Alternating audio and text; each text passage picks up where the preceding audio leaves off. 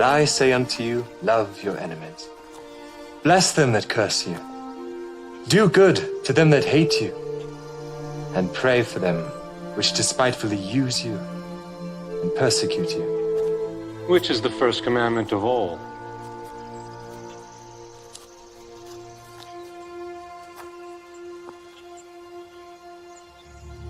Hear, O Israel, the Lord our God is one Lord.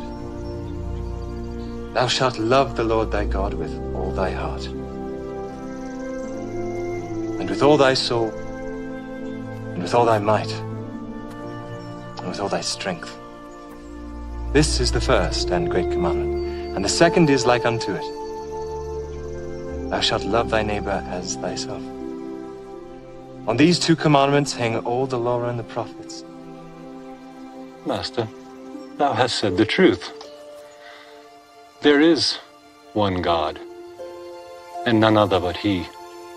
And to love Him with all the heart, and with all the understanding, and with all the soul, and with all the strength, and to love his neighbor as himself, is more than all the whole burnt offerings and sacrifices.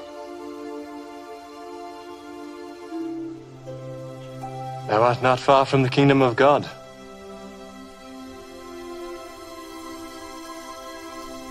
Yo, hearts in chat right now, flames in chat right now for all the reactors out there, and in particular Larry 1K who's here with us right now. So, bro, let's make something happen, man. What's the plan? You want to throw me some words? I got 3 words. I got 3 words for you, man. Yes. 3 words. Yes. What you got, bro? All right. So my first word, I want to put this word together, but it's Jesus Christ. It's Jesus Christ. Jesus Christ. All right. Hell yeah. Yep. First word. All right. The second word, we're gonna go with Lucifer. Lucifer. All right. We got a theme going. Lucifer. All right. Yep. Yes, sir. The last word we're gonna go with is rapture. Rapture. Rapture. Rapture. Rapture. Which, like, what does that mean exactly? Like, of course, I'm familiar with that word, but like, what is the rapture? Like, I guess, like, you know, in biblical terms, like when Jesus, because I'm a Christian, when Jesus come back and like bring his people, so like I guess like grab or gather up. Oh, yeah. Okay. Yeah. For sure. All right, dope. We got this, man. Jesus Christ, Lucifer, and the rapture, y'all. We about to do it. Here we go. You ready? Let's go. I'm ready, man. I'm ready. All right, let's go. Larry 1K is here. Yo, come on, yeah, come on, yeah, come on, yeah, come on, hey. When they hear him rhyme, they like, he's just nice. Rappers hear me spitting, they be yelling, Jesus Christ. H-Mac never stop, you'll be taking a loss. Rappers got me pissed off, man, they got me so cross. Hey, Mac coming through since my 2nd grade recital. I told you that my rhyme book is something like a Bible. H-Mac, I be taking rappers into churches, recording in the pews while I'm dropping rhyme verses. Yeah, this is biblical, all these rappers miserable. Every time I rhyme, I'm about to paint the visual, doing something different. Here's what I'm saying, rappers dropping to their knees right now and straight praying, like, please Lord above, help bring me love, cause this dude named Mac, well, when push comes to shove, I'm pretty sure he's about to go harder than the rest.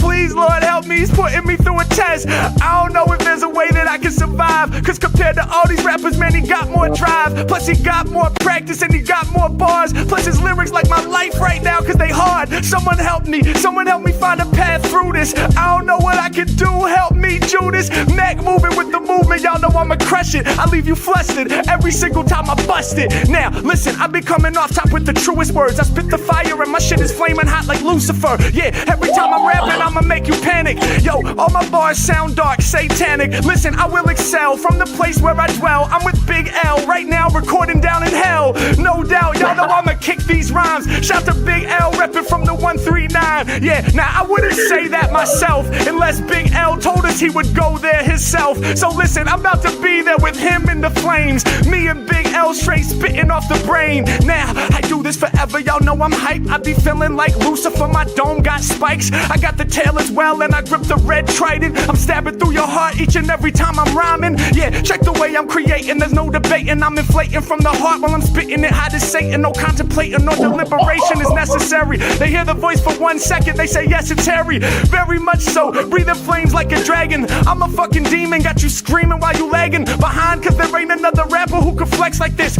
Ah, my bad, shit, that was The Exorcist. I'm flipping out. Harry Mack, y'all know I'm about to rip freeze. I got your head spinning out 360. Yeah, I'm here right now, they all aware. I'm twisted up and mangled while I'm crawling up the stairs. Yo, I'm spitting through the static, it's a habit. Boom, boom, there's some sounds in the attic. Yo, I come through with the fatness, I rap sick. I heard in a church in Tennessee they got a mattress. True story. Hey yo, y'all know I'ma burn it down. H-Mac, yo, I got it, I won't return the crown. I'm here for all my people, y'all know I'm a master. Coming off the top and causing a natural disaster. I was in the church just recording with the pastor. Yeah, I be rhyming so fast, bro, I move past ya. Yeah, and you know I'm the real deal, not an actor. They all up in the game, but they not even a factor. Treat it like Smash Bros, Mac flows smack ya. I'm about to gather my fans, it's the rapture. Harry Mack causing disaster like Katrina. Told you off the top I be flowing like Aquafina. I'm fancy like in a Beamer, but I don't have a car. All I do is ride a bike while I'm spitting these bars. Feel like J. Cole cycling through New York.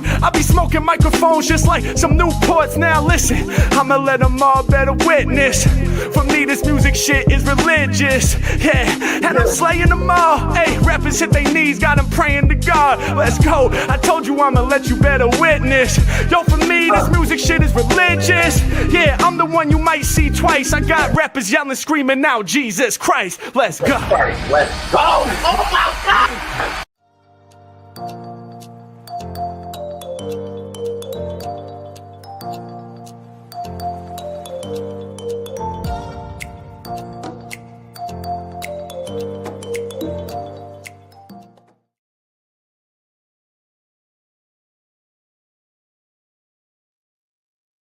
Bow wow wow, yippee yo, yippee yay. Where my dogs at?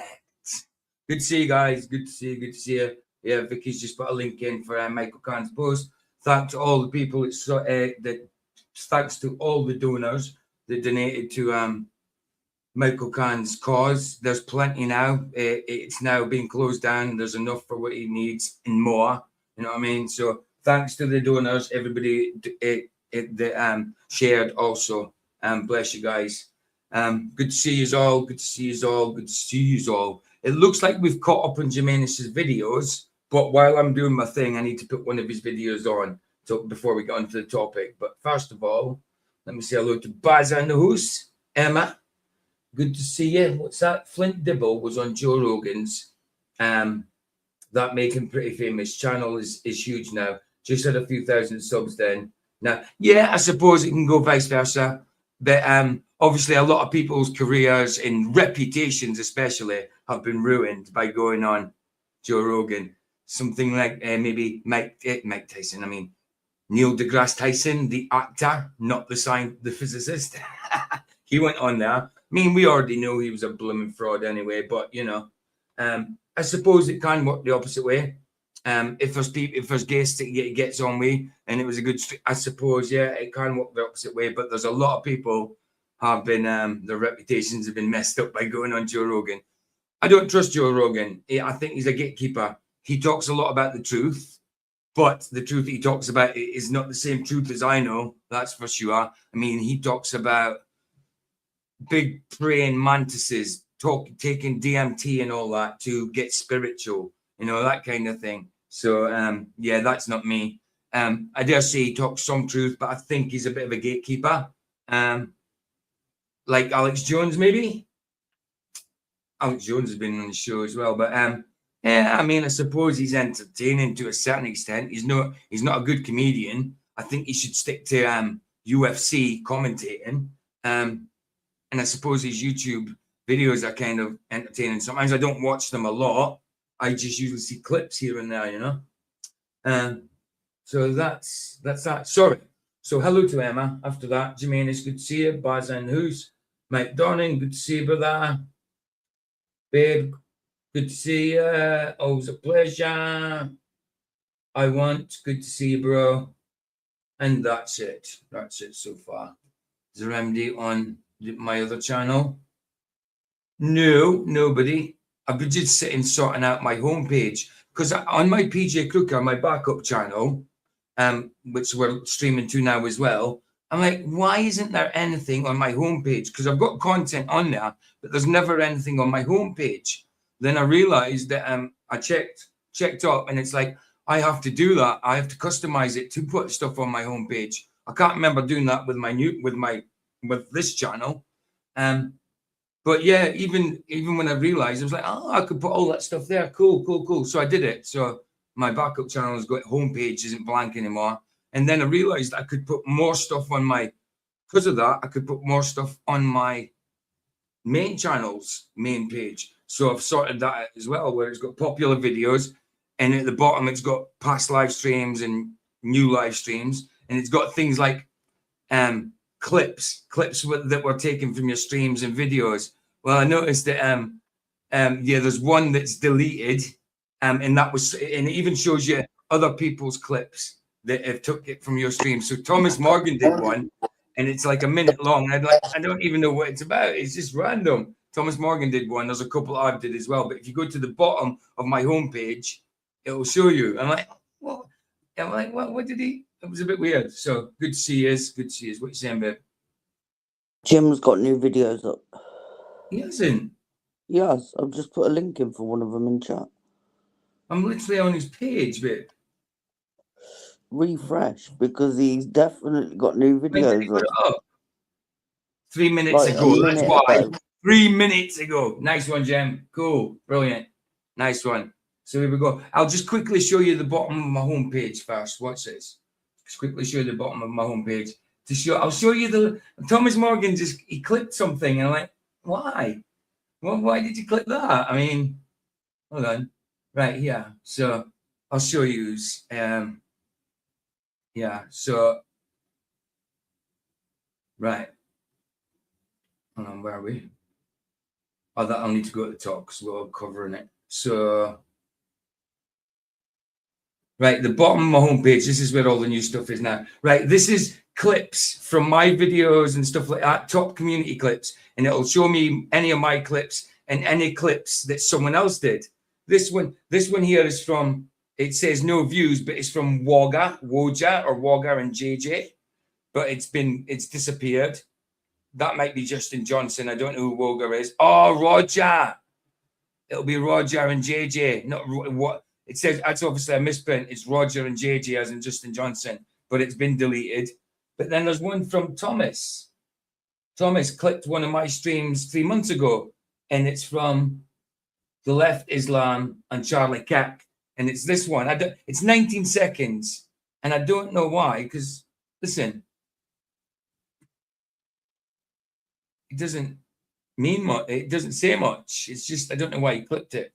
Come on. Is the guy who destroys the damn sky. Exactly. He's going to destroy the damn sky. 100%. He's going to try. It's not going to work. He can't. Oh, Jaden. Sorry. No. Right. Let's come on, Jaden, talk. Yeah. No. Right. How am I? This is from a happy hour, I think. Is the guy who destroyed. See, I don't see the point in clipping that. Why was that clipped? There was no important information in that. No idea. Right, I'm going now. I just come in to tell you that Jim had put new videos up. Okay, thank you, baby. Love you. Bye. All right, babe, love you. I need to refresh because my audio is gone. It's done that messy up thing. I'll be back in a second.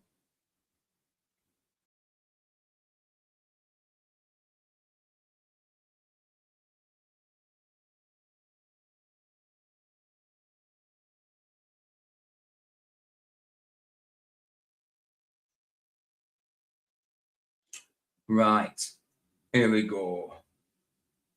Right, Jimenez.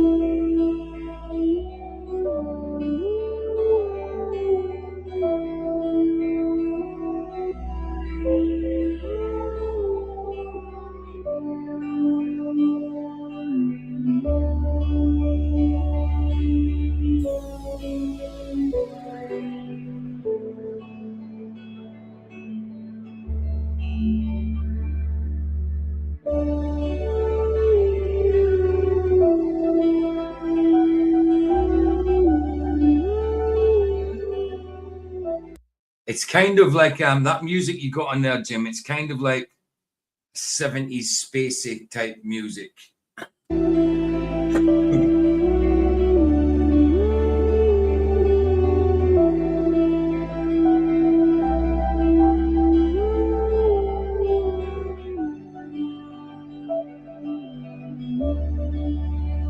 Unindoctrinated, good to see you, brother.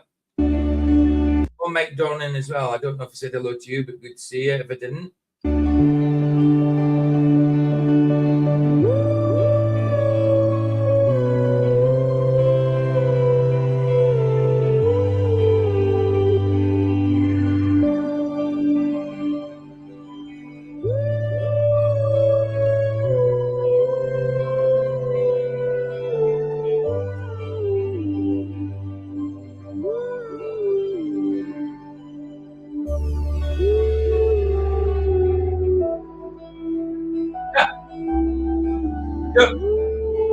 Everyone loves a good anus flick.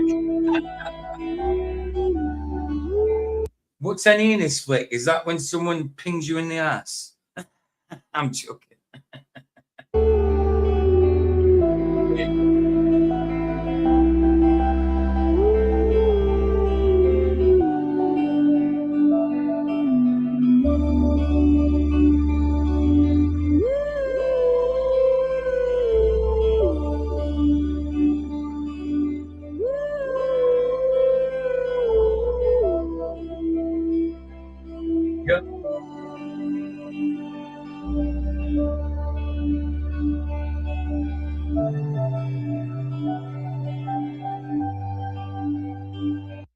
Yeah, the phone will show you much better quality because it's smaller. The phone's smaller, so the resolution doesn't have to spread out so much. You know what I mean? The bigger the screen, if you have 720, just say you have 1080 on a small screen, it's brilliant.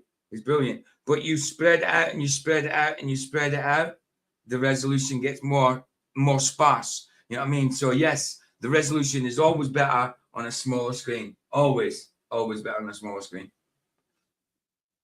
And you've got to remember as well, you can change your settings, your quality, your quality and your settings on the screen for YouTube. I mean, because I've got it in 1080p in here. I've got it in 1080p. That's what my StreamYard subscription allows me. But yeah, the smaller the screen, the better the resolution, bro. The better the resolution. I've noticed that myself.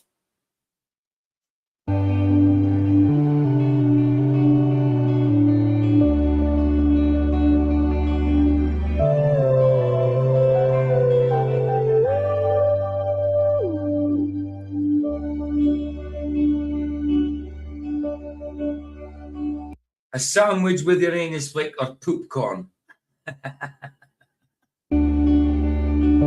Poop to go with the anus flick. Poop corn. Nice one, Jimmy Ball. Put the thing on that. Excellent. Did I like it? Yes, I did. Yeah, we're all cool. Oh, you've got another sub, Jim. Yep, one sub. I just went up. I mean, I just went up one sub earlier on, come down again. Mine just stays where it's at. Mine either stays where it's at nowadays or it goes down. Right, link. For people watching the replay, chat replay. Jim Anus's link, God jeez.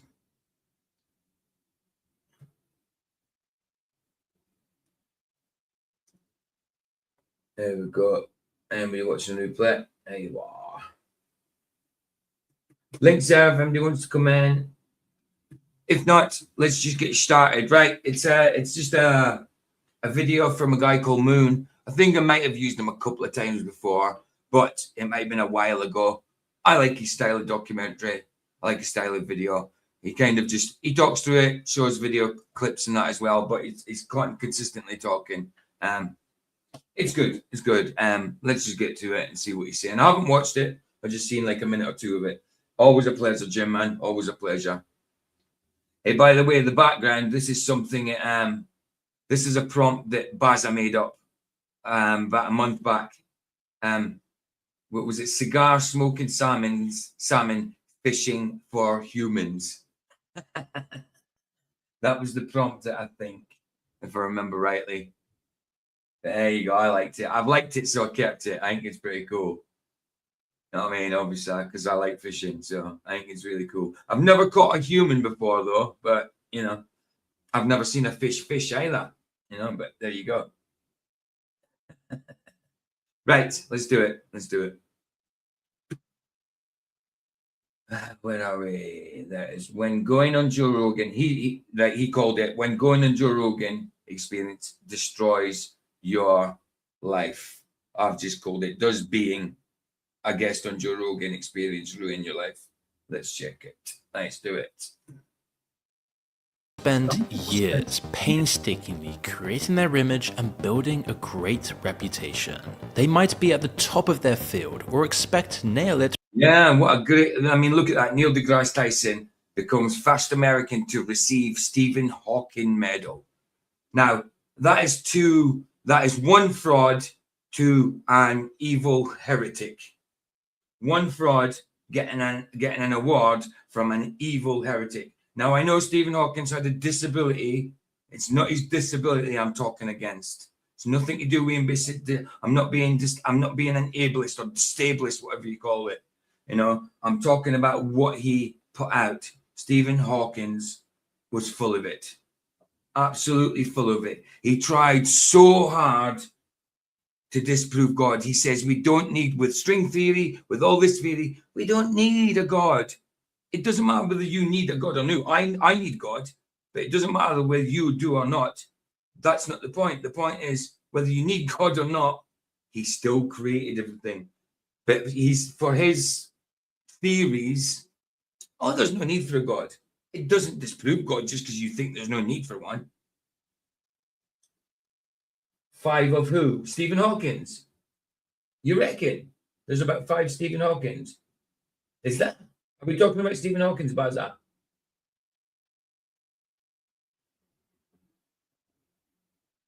If I link, I have the link if anyone wants it. For what? Link for what? RPG, what? Yeah, like, you cheeky bastard. Actually, I have a link if anyone wants it. For what? So you are talking about Stephen Hawking. I can see that. You're saying which Stephen Hawking? Yeah, Steve. Okay. I never even thought of that before. I've never looked close enough, to be honest. But, I mean, the one we seen, and he was certainly disabled. Certainly. The one that I remember, and it was the one just before he died. Yes, I do remember clips from videos from when he was able and walking. So, yeah. That's a possibility, Baza. That's a possibility. Go on, babe.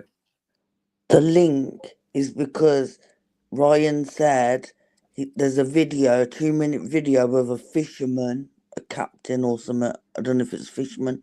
But anyway, a captain saying that Antarctica doesn't exist.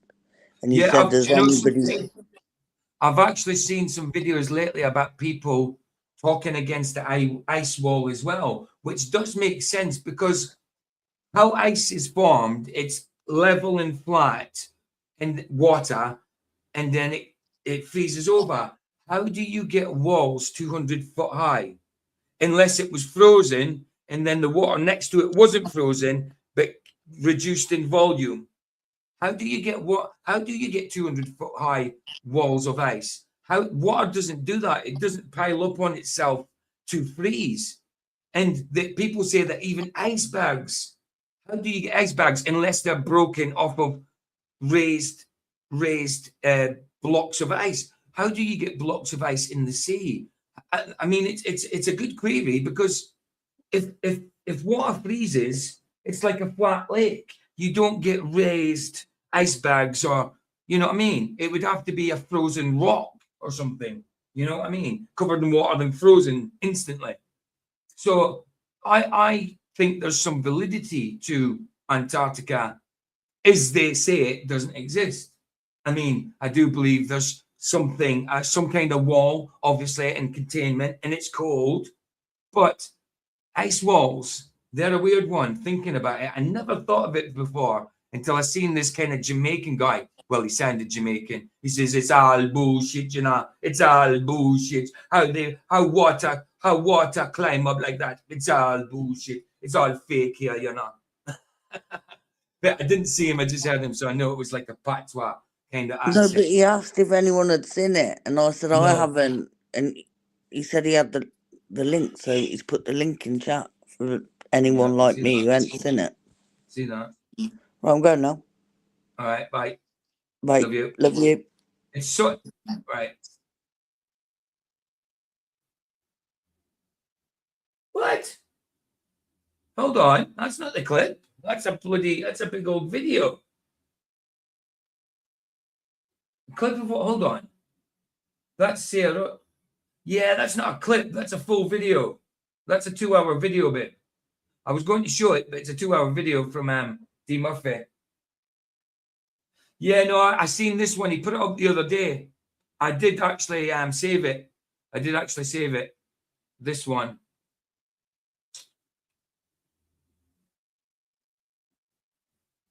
This one, I did actually save it. It's Dave Murphy. Yeah, you know Dave, who says he was there when he had the planes for the Twin Towers. I doubt very much. But I like Dave, but he drinks piss, and that's no good. I like his flat earth stuff, but when it comes to scripture, no. I don't like his scriptural interpretations at all. It's worth watching. No, we'll keep it for I'm not like I'll show like I've saved it already. I've already got this saved in my watch later. Because he put it out 2 days ago, I remember. But yeah, it does talk about Antarctica being. I haven't watched it yet, but I did watch a couple of minutes. By making a few claims that I will back up with undeniable evidence. I've located. It's actually Dave Murphy put it up, but it's not Dave's. It's not Dave's video. He actually put mirrored on it. Actually, well, there you go. You can see it up there, mirrored. Lands that have been hidden from us. Multiple massive land masses that are beyond our known world. Fully chartered, and I have the means to set sail in multiple vessels that I own once I've secured. It's talking about land masses outside of our containment. No, I don't believe that. But I believe there's land masses that hasn't been discovered. Yes. Very, very, very possible. Yeah, absolutely. So yeah, I've already saved this one, so we can do a stream on it at some point. It'll take a good while to do it because it's 2 hours odd. I've actually saved it. So I'll tell you what, we'll do a stream on this coming week, this week sometime. We'll do a stream on this week sometime. So we'll do that. So let him say what he's got to say for a minute. Cruise, including a second captain. Let me show you what no one else is capable of. If watched in full context, what I've got to show you will blow your mind repeatedly, including that the hidden lands that surround us are fully built out with old world architecture and infrastructure, just like how we see all around us. Right. Okay. Cool. So, yeah, I've got that saved. We've got to do that. Let's make sure I have. Yeah, I have. Oh, hold on. Oh, yeah, no. Yeah, I did. See, yeah, no, I think I already did. I did. Because I remember doing it the other night. So, I just did it then as well, just in case. But yeah, we'll do a stream on that. Because I did do one of Dave Murphy's debates where he debated that college student on his garden porch, on his house porch, sitting outside from like 5, 6, or maybe longer than that ago. I don't know. Yeah, I'm going to do that. Indoctrinated. I'm going to do that. I'll do a stream on it. I'll do a stream now because I like Dave, but I don't agree with Dave on a lot of things. You know what I mean? Hey, Nathan Oakley, good to see you, bro. Good to see you. Yeah, I don't agree with Dave on a lot of things, so why not? Oh, stop being that. I don't want that. Yeah. But yeah, we'll do a stream on it. It'll take a few streams though, because it's 2 hours long. So it'll take a few streams to do. Fletzoid, how you doing, bro? From start to finish. Hey, Then what's up, brother? Good to see you, man. Good to see you. What are you saying? What are you saying? So do you reckon that a lot of people that go on Joe Rogan's, does it ruin their life? I think a lot of it's scripted Me too. because Me too. it's very tinfoil hatty kind of thing, and he keeps Yeah. swaying from one thing to another. So I think Ned is very scripted. I think he's a gatekeeper. I mean, yes, he talks some truth, but some of his truths ain't true at all. Obviously. But I think he's a gatekeeper. He's a bit like Alex Jones, I think. I think he should stick to UFC commentary. But let's see what he's got to be said. Right, this is Moon. Do you know Moon, Keith? Yeah. Yeah, this is Moon. I like Moon's documentaries. They're good. So anybody else new in apart from Nathan Oakley? No. Yeah, good to see you, Nathan. They go on Joe Rogan and ruin everything in 3 hours. Sometimes Neil deGrasse Tyson was ruined well before. Well, he's got money. Obviously, he's not ruined as such, but we all know he's a fraud well before he went on Joe Rogan. Well before. within minutes. As many of you may have noticed by now, lots of guests who go on Joe Rogan can either be compromised frauds or just have Owen Benjamin I just seen there, and Owen Benjamin allegedly hates Joe Rogan now. I remember when I used to watch Owen Benjamin. I don't know why. I used to watch that guy. It was Arwen's fault. No, I watched Owen Benjamin before I knew Arwen. I only watched Arwen. In fact, the only reason I watched Arwen, it's Nathan Oakley's fault. That's true. He used to say Arwen was ace, so I went over Arwen. I did like Arwen for a while until I seen the kind of things he was saying, the kind of attitude he had, what he used to say about people's, you know the score flat.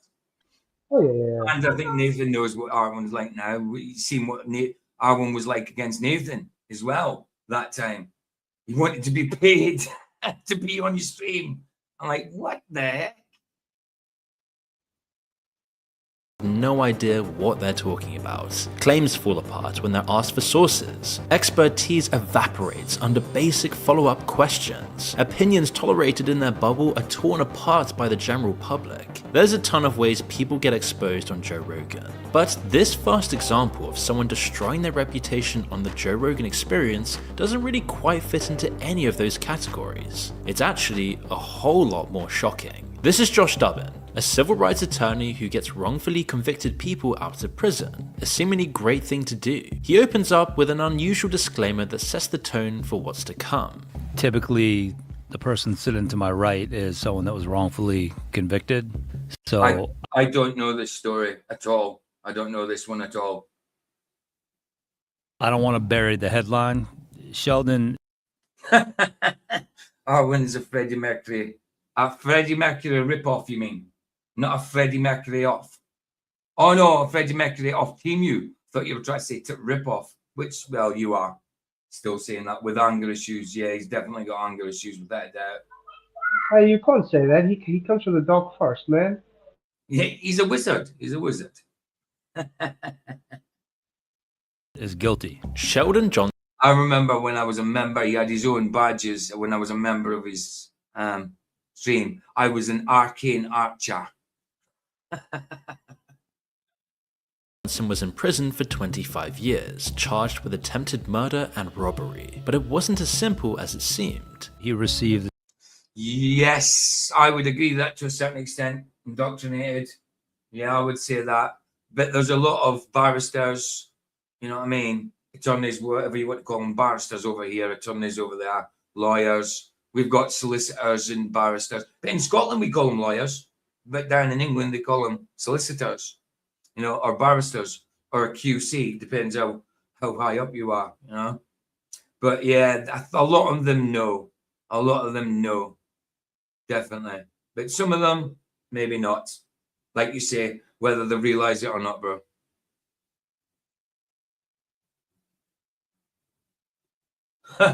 Maybe. a sentence that far eclipses a sentence that would be commonly doled out for murder or manslaughter. For a crime in which the victim received 2 stitches. Yeah, they take an oath on the oath to the bar, and that's their top oath. Yeah, and what does the Bible say about taking oaths? Don't swear on anything in heaven or on earth, but like your yes be yes and your no be no. That's why when I go to court, I don't swear on the Bible. I won't. I said, look, I'm not going to swear on the Bible, but I'll promise to tell the truth.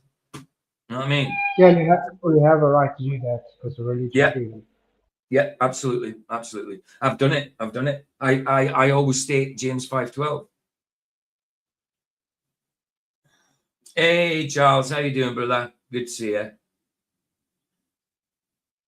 And you were in for 25? 25 years and 5 months. For 2 stitches. Jesus. You can feel the... He actually doesn't look old enough to have been in for 25 years, but yeah, I do notice a lot with black people. They do look quite young for their age.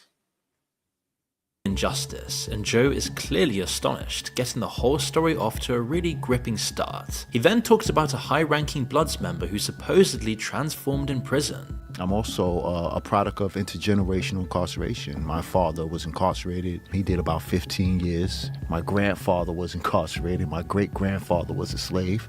And, you know, and I'm gonna be honest, this is where I learned how to become a criminal, because prior to that, I was just a kid.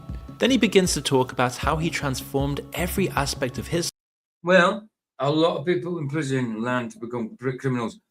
Look, a lot of people go to prison for a one-off crime of desperation, right? And then, I don't know, say stealing something big.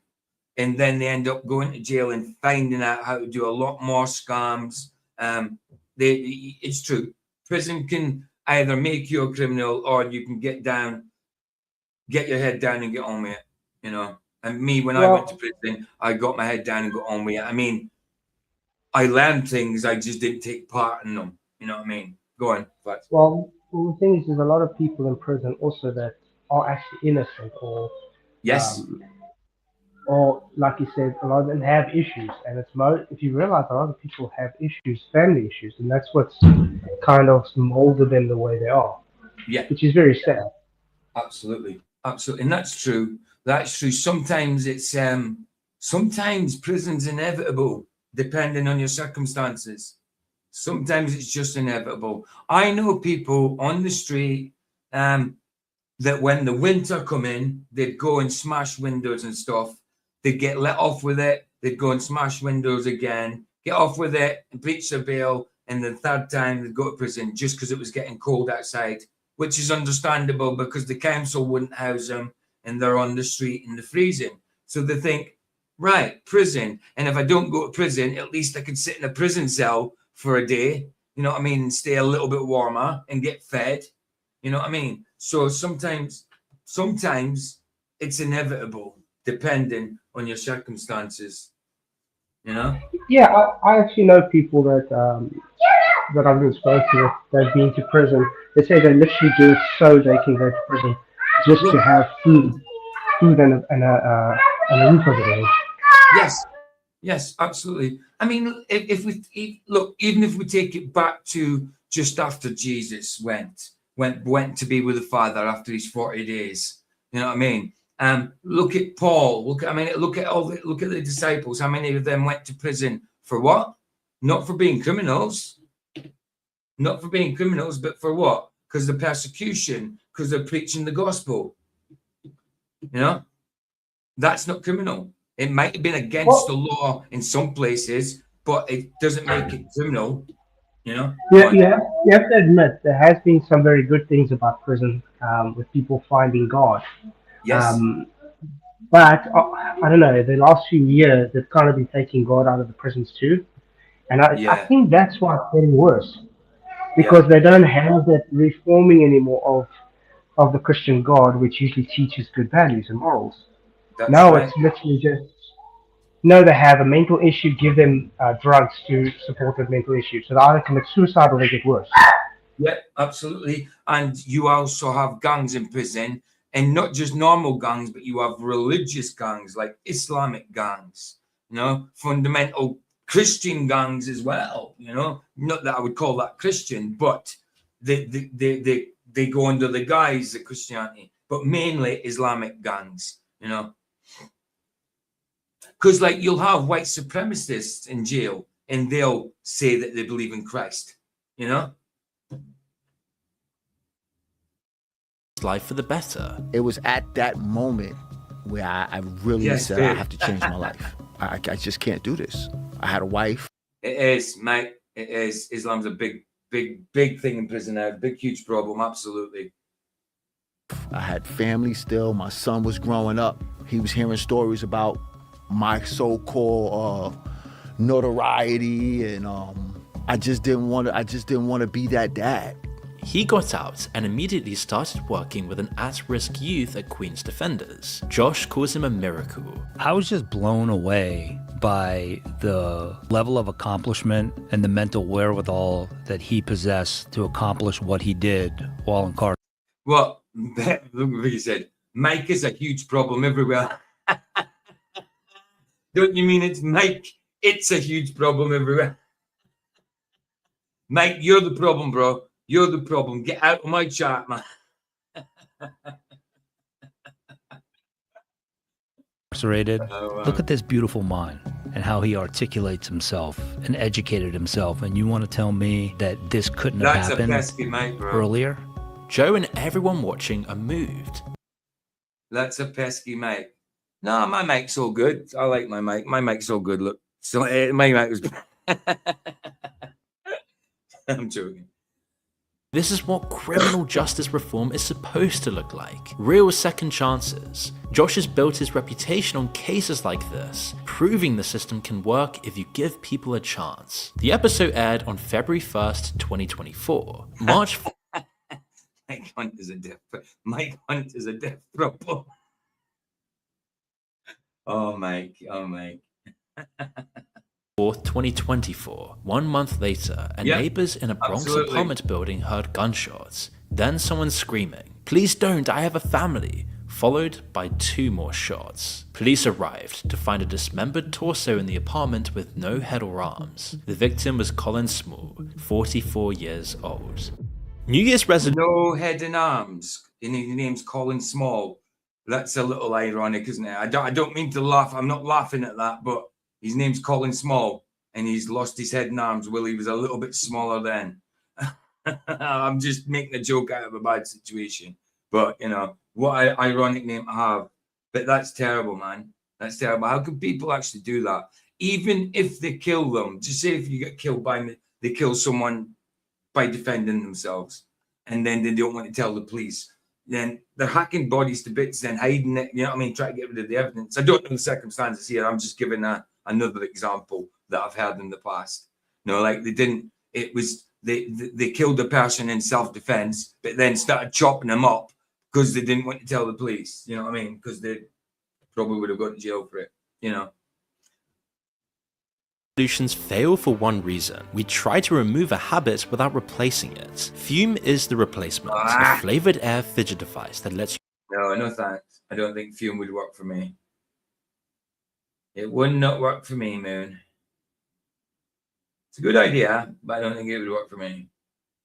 But before this New Year offer closes for good, surveillance footage showed a man coming and going from the apartment over several days, wearing different disguises each time. A blonde wig in one shot, carrying cleaning supplies in another, hauling a large blue bin that never came back out. The building superintendent identified him driving the victim's blue Audi. That man was Sheldon Johnson. In his freezer, they found Colin Small's head, arms, and legs.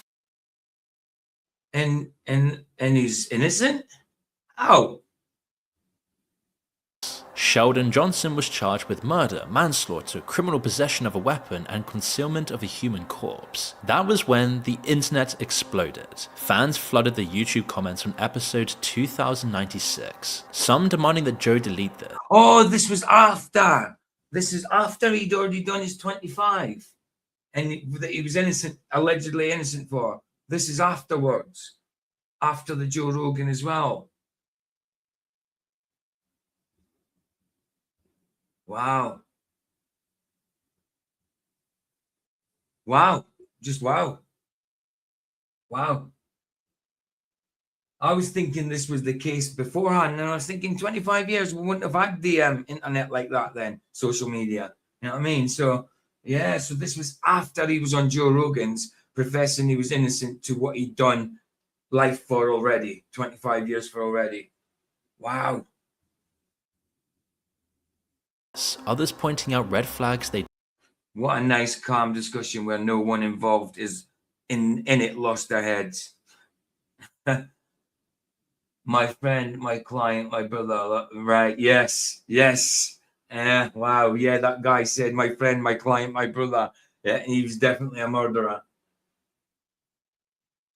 You had to read that 3 times. Well, my sister, yeah, I know. My sister, like Vicky told me that. I was like, no. And yeah, her sister's married name is Jenna Taylor. It's yeah, exactly. I'd have kept my maiden name. Yeah, well, yeah, Jenna O'Mahony. It would have been better than Jenna Taylor. Noticed. For Josh, well, obviously his entire reputation is built on being the guy who can spot genuine rehabilitation. Now, this got way... Yeah, this is Guy. So yeah, obviously, being on here, vouching for that dude, that's going to destroy his reputation right there, especially after getting... Wow. He prided himself on being able to spot someone who's innocent. Yeah, right, brother. Way more intense when Josh appeared again on episode 2228, which was a big surprise. You'd think he'd just want to bury this completely and forget it ever happened. Rogan obviously contextualizes the discussion given what happened. The last case that we talked about, we had a very unfortunate incident happen after the podcast, about a month later. Yeah. The gentleman beheaded somebody. Allegedly, yes. Who could have known he was going to... Oh, allegedly, yes. Allegedly, yep. Of course. Not guilty till proven. Yeah. do that other than him? I'm as shocked over it now as I was in the moment. I called him a miracle on this show, and the media shoved that straight up my ass. I mean, of course, this didn't happen to me.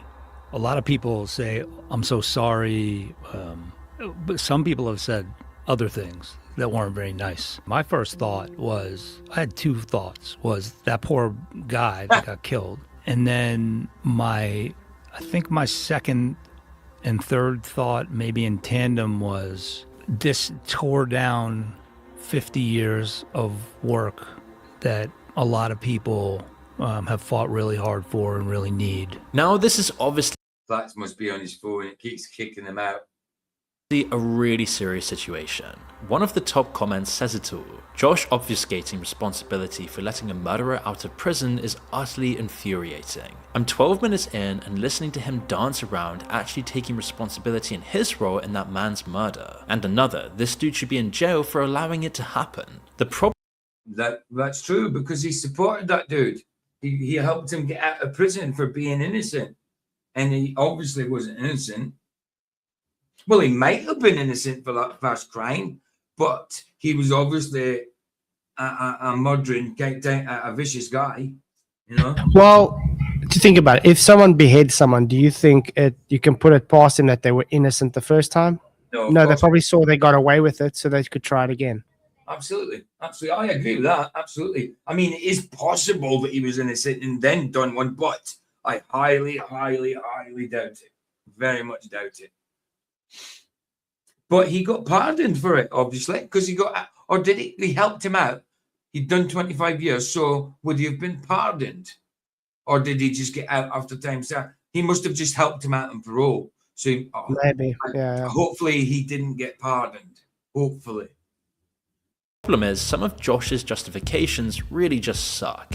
What I'm guilty of is giving a guy a second chance. Why am I reluctant to say this? I can't apologize for giving someone a second chance and then, they squander it. All I can do is say, what could I have done better?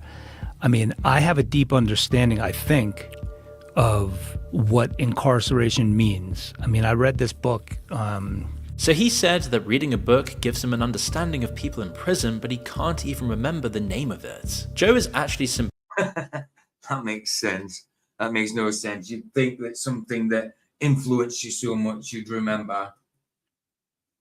pathetic because he says Josh has done some genuinely good work before, but history doesn't remember this episode well for obvious reasons. But then there's other more famous people like Neil deGrasse Tyson that Yes, a physicist who's actually an actor.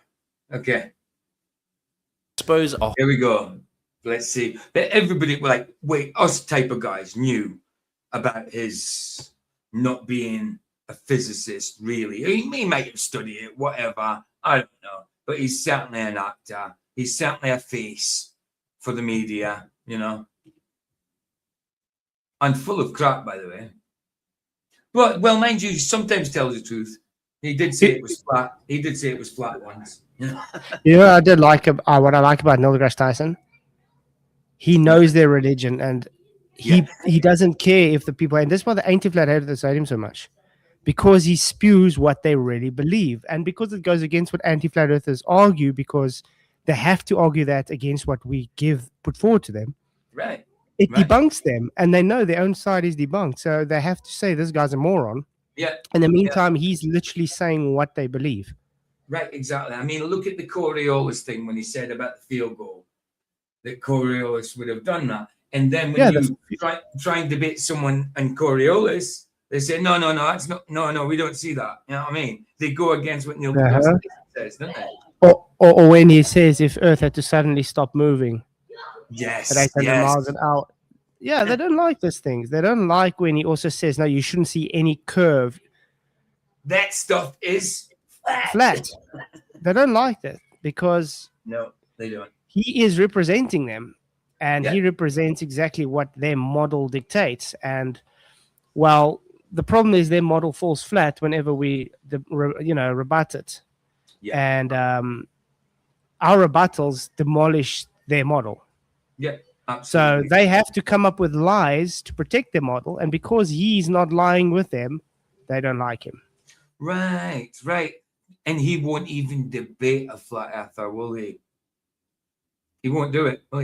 Did you come in your computer, Flats? Because you sound better now.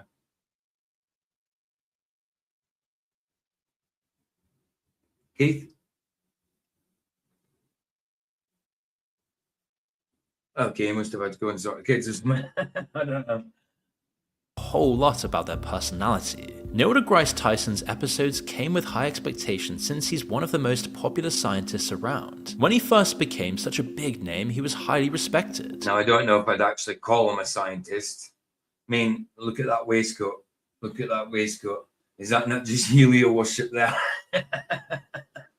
But over time, he slowly chipped away at his reputation piece by piece. I mean, look at his tie. He's got Saturn, he's got shooting stars, he's got stars, Baphomet stars. Yeah.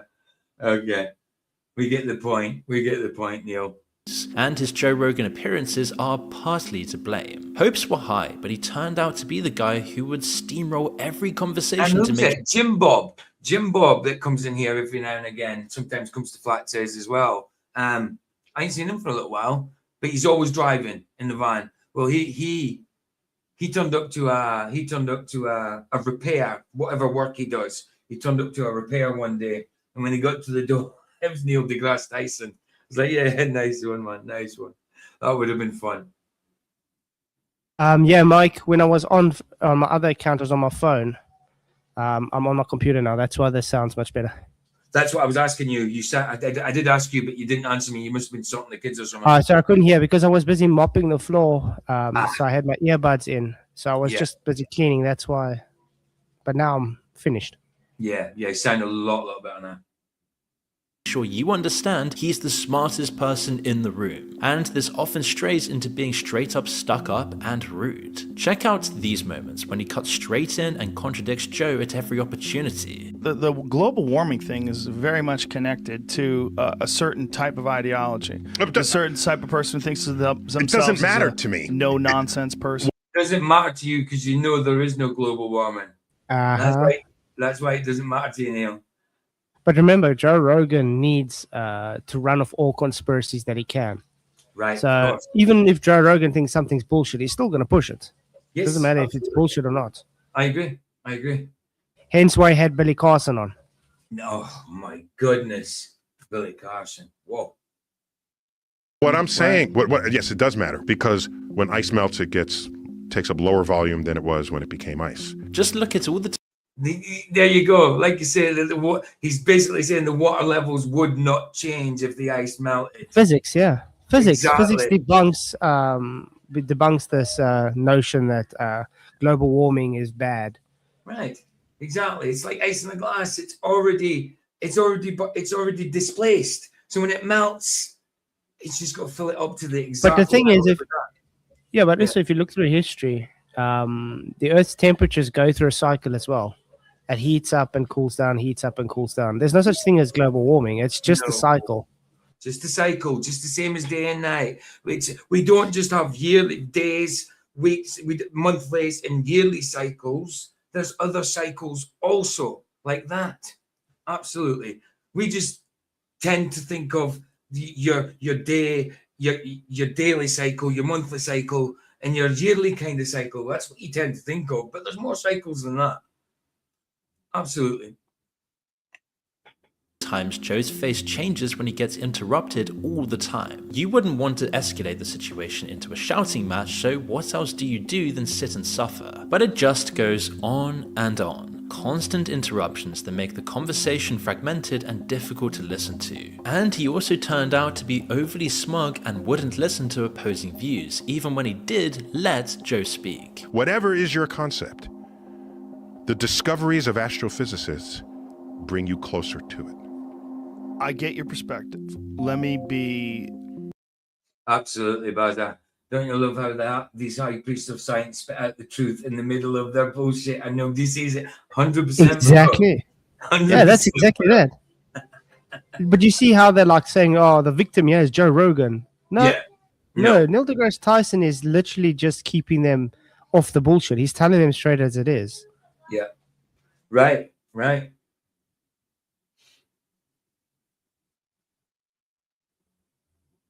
Yeah, of course he's a deceiver, but like you say, he's talking truth hidden in plain sight. That's what he's doing.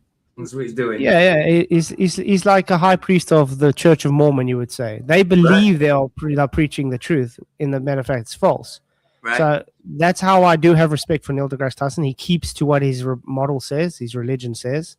Although he is deceiving everybody, I do believe he does believe what he says is true. Right. Yeah. The opposing view. They feel... No, I'm not trying to... There's also a really bizarre moment where Neil deGrasse Tyson thinks the studio has fake bricks and gets up out of his seat to check. Jesus Christ, he thinks we got fake bricks. Who do you think we are? Okay. Oh. You got it. Thought I was a liar. How weird. In another episode... Hold on, why did he need to go all the way around there to try it? There was bricks to the side of him. But you have to also admit that usually people like Neil deGrasse Tyson do think they are the bee's knees. They are the guys. Nobody can teach them anything. Oh, yeah. So at the same time, he's got too much ego and pride. So he will never listen to anything. No, of course. I mean, and that's why you won't debate a flat earther, because he knows he'd lose. And then, the pride won't deal with that. Yeah, because he can't unfortunately lie to rebut something like the anti-flat earthers do. Right. If he has to lie to change the physics or something to defend it, everybody will be ripping him apart. Right, Baza. Joe brings up the Navy's Tic Tac UFO, a classic piece of UFO footage watching an object drop from 80,000 feet to sea level in less than a second. It went they tracked it going from 80,000 feet above sea level to 50 in less than a second. They have no idea how it moved. There's no visible propulsion system. Mm-hmm. It was blocking their radar. It was actively blocking tracking. This is what their sensors told them. Exactly. Just be clear about that. And then... You're stating information as though it is facts. I'm stating information as Commander I don't care. related. That doesn't matter. Wait, we have to stop that there. Neil deGrasse Tyson just made flat earthers points. Yeah. You're taking information as fact. And Yep. this is actually what we tell the Globers when it comes to, for instance, satellites this, satellites that. You're just getting information. You're taking it as fact. Right. So even Neil deGrasse Tyson is saying, well, look, that's impossible based on physics. Yes. And because the information says so, you just believe it? Yeah, exactly. And you know, and exactly what he's saying that it was detected through scanner sort of thing. But you're in stating it as facts, but where did the information also come from? You know what I mean? You got to check that out. But what did Baz say there? See now we make an unrelated jab at the craziest fake bricks. See everyone, none of it is really serious. Right. He's human, and we're all human here. Yes. That's a very important distinction. Your first question then, tell me about the sensors. Yeah. Okay. Are they double checked? Are they? I don't know who that is, babe. Bob Weir out of Grateful Dead has died. I don't know who Bob Weir is. I'll have to check. Bob Weir.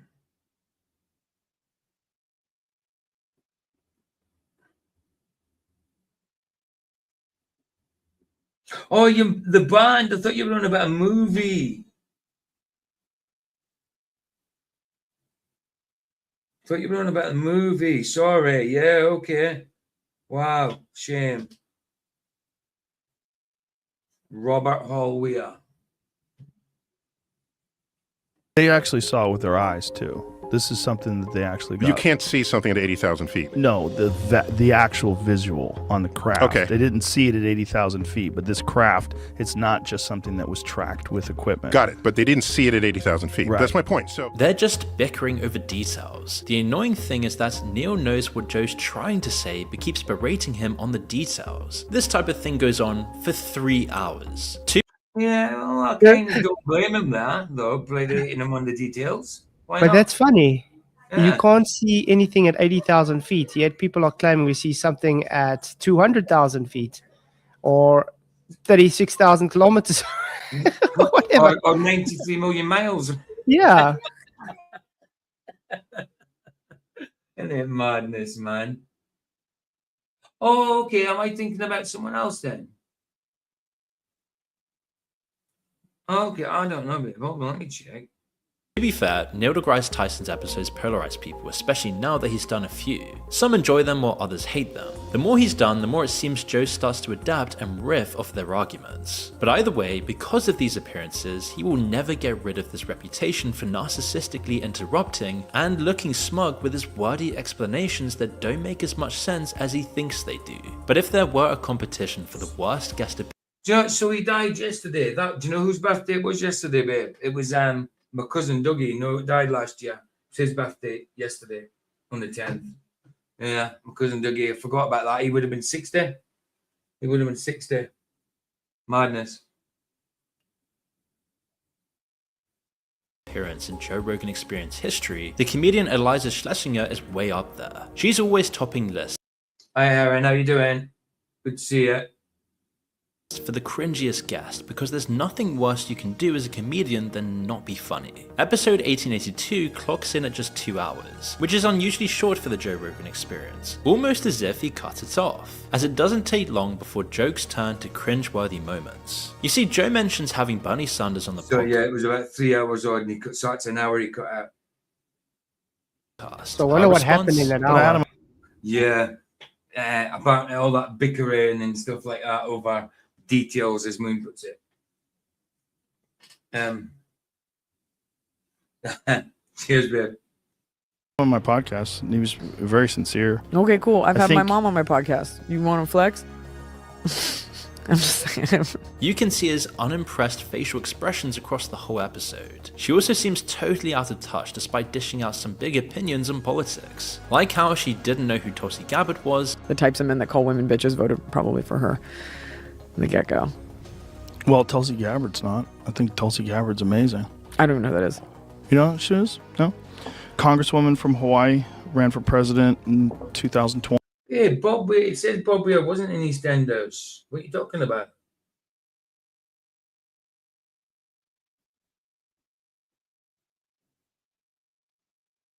Oh, both have died. But both Bob Weirs died. Is that what you're saying? Both Bob Weirs died yesterday. Because I'm looking, I'm like, Bob Weir's a musician. He wasn't in EastEnders. And you're saying he was in EastEnders. But Bob Weir died yesterday. Let me know what you're talking about, babe. And this was 2020. Right, what you saying, babe? I know he wasn't. So it was two Bob Weirs that died yesterday. No, one was Bob Weir and the other played Charlie Slater. Oh, well, right. So who played Charlie Slater then? I don't know his name. Right, I thought you were saying he was called Bob Weir, you weirdo. No, two different people died. Okay, you on your phone or the computer? On my phone, I'm not staying. Okay. No, But I'm yeah, not- two people. Hi, Keith. Is it bad to think I always thought Tulsi was a guy? I've never heard the name Tulsi. I've heard of Tulsi Gabbard, but I never knew it was a woman. Weird. I don't know. See, when it comes to politics, that's Vicky's department, you know. Yeah, I stay away out of politics. That's why I say I heard the name, but I thought it was a guy. I've never heard of her. Well, she's and American. I would have assumed she was a man as well. So Well, 2020 during the COVID times and that, so yeah, maybe you wouldn't have took any notice. Right. no, right. I'm going now. All right, love you. Bye. Love you. Bye. By the way, so she'd actually run for president there, and is also currently the United States Director of National Intelligence. And to make that impression worse, she then told a really awkward story about Sweden that clearly left Joe wide-eyed. I think I'm too programmed as an American to have everything when I need it and pay for. Yeah, I mean, certainly programmed, that's for sure. But the things that I need. Do you think Sorry, this is a real persona or just an internet persona?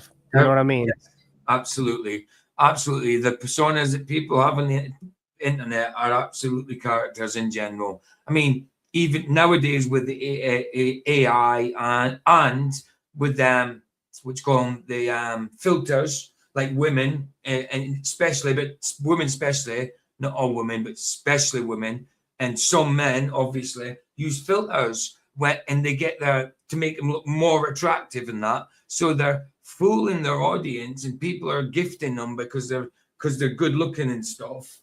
And I've heard something now that China is trying to take away that filter, and people are the girls are in an uproar about it because now they're going to be showing the true what they truly look like, and a lot of the men won't pay for that, you know.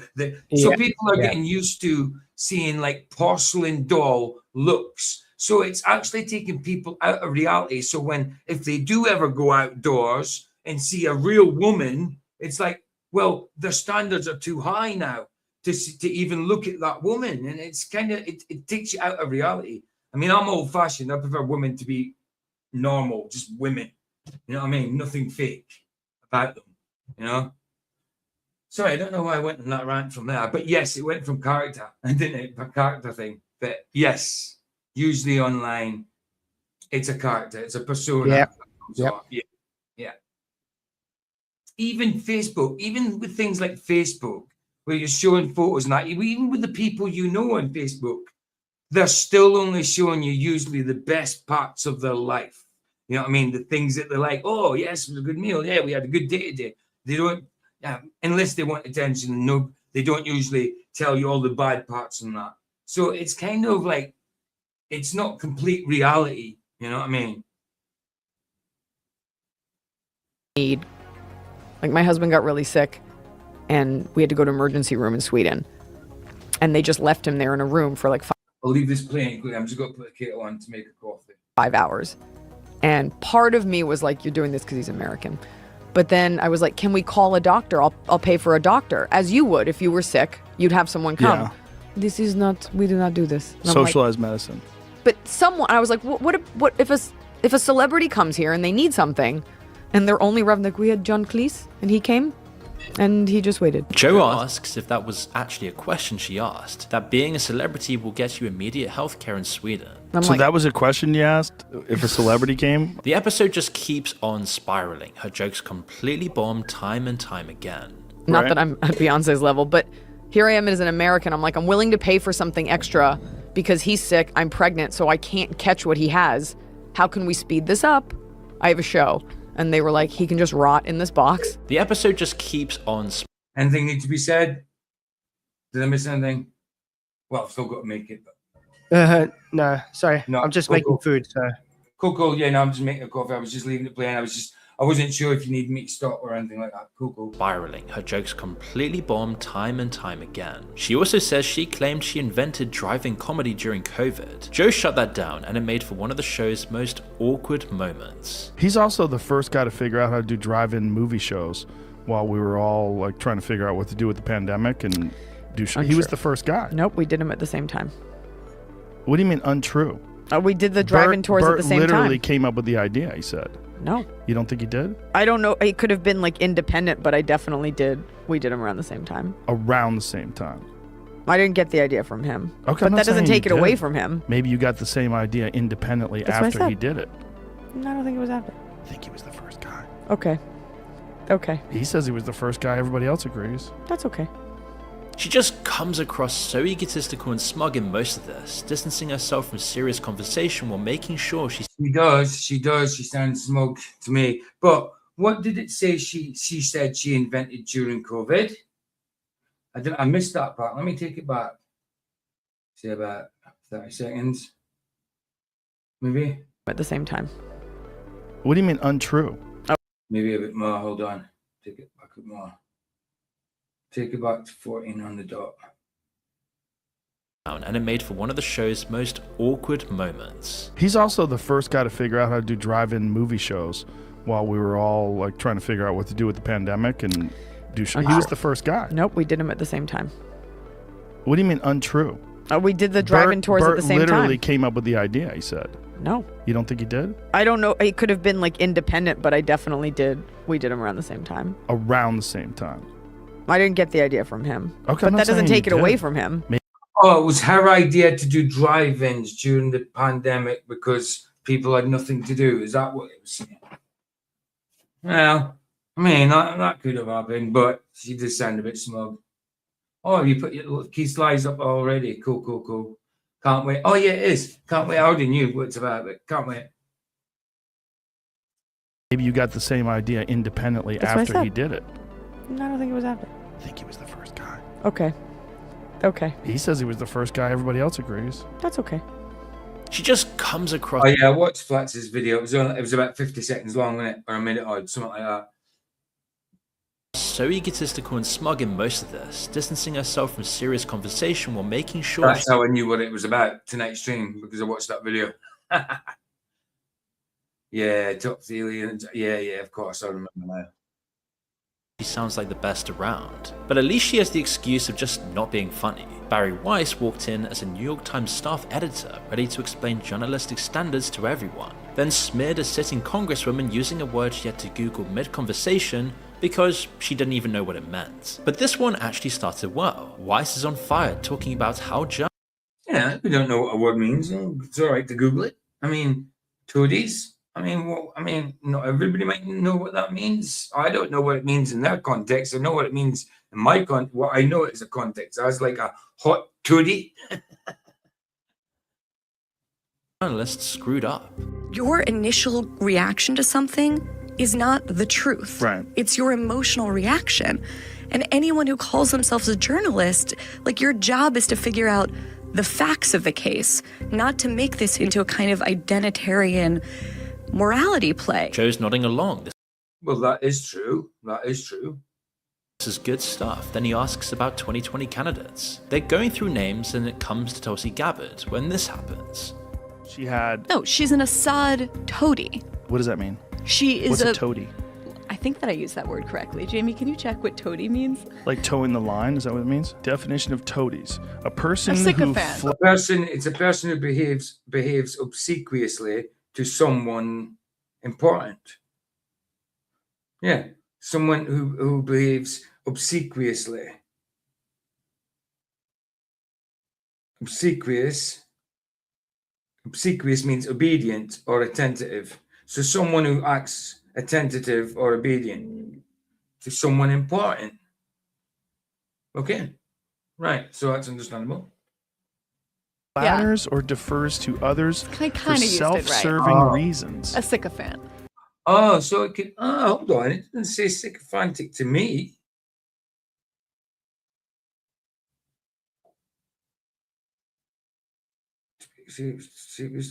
Oh, it does. Similar sycophant. Similar as sycophant. So she'd mean it in a sycophantic way. So it can't be a sycophant. Obsequious. Not obsequious. Sorry, toady. So she's an Assad sycophant. Is that what you're saying? It says obsequious. What is obsequiously? Well, that's to act attentively.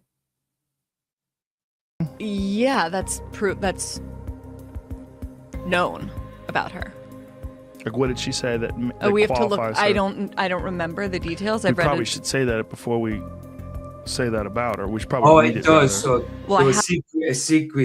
Obsequious does mean as well obedient or attentive, not just that, but to an excessive or servile degree. So that is sycophantic. Yeah. Okay. And toady means the same as obsequious. I've read it. No, I mean, we should right now. Oh, yeah. Okay. A New York Times editor just called a congresswoman a word she didn't know the meaning of, and she couldn't remember why, and only started fact-checking when Joe made her. All live on the biggest podcast. Oh, what did she say, man? Just think about it. Say that about her. We should probably read it. Hold on. A sycophant. So she's an Assad sycophant. Is that what you're saying? Yeah, that's known about her. Like, what did she say that, Oh, we have to look. qualifies her? I don't remember the details. We I've read probably it. should say that before we say that about her. We should probably read it rather.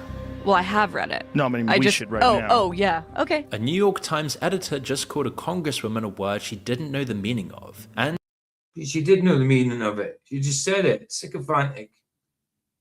she couldn't remember why, and only started fact-checking when I Joe mean, made that she should have remembered why, absolutely. But she did say what it meant.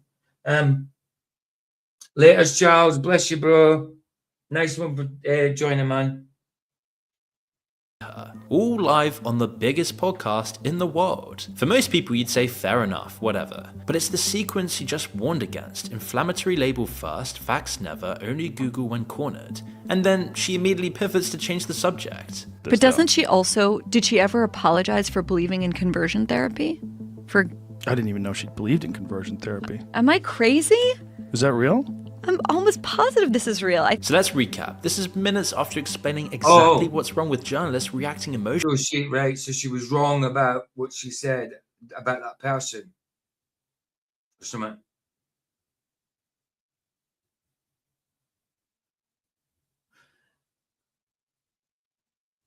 Yeah, but what I mean by that, if she's going to say that on a show about the person, she should have gone. If she couldn't remember, she should have gone and checked.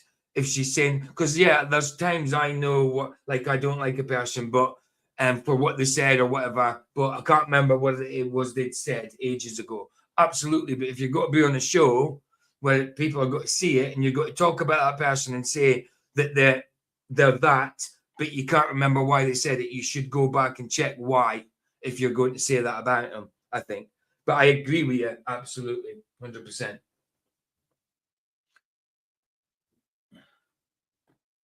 how they deploy labels before checking facts. Then she flaws herself by throwing around terms and facts that she isn't even sure about and just read one day on the internet. And that isn't the only time a quick Google search destroyed someone's argument on the Joe Rogan Experience. Robert Epstein was actually similar to Weiss, having been the editor of the major publication Psychology Today. He's a very well-respected psychologist himself with a PhD from Harvard, and he opens up with perhaps the strangest first words in the podcast's history. I need to have a meltdown.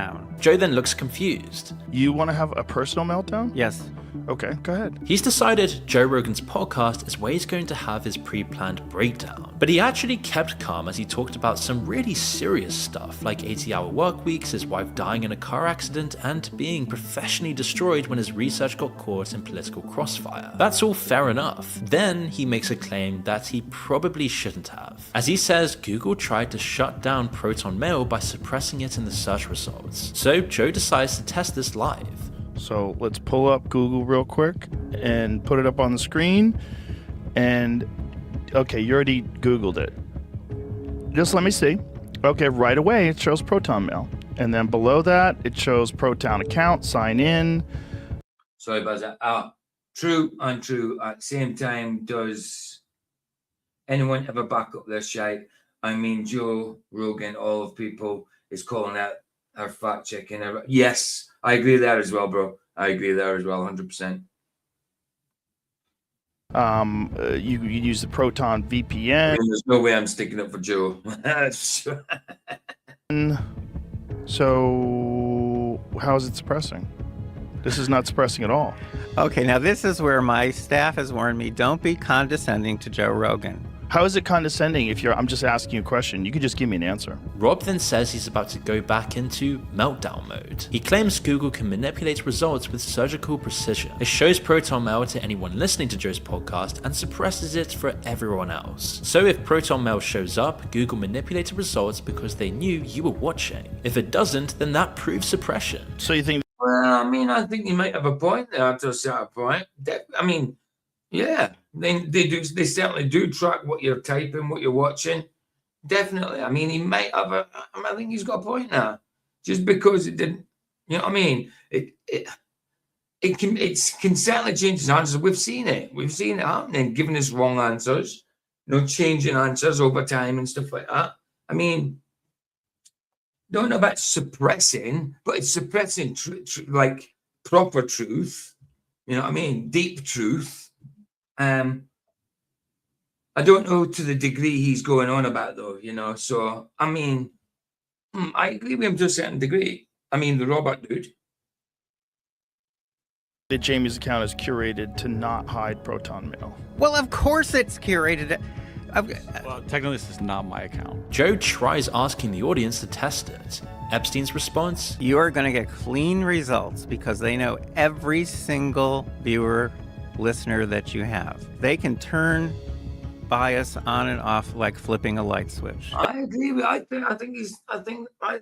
would agree with him. I would agree with him.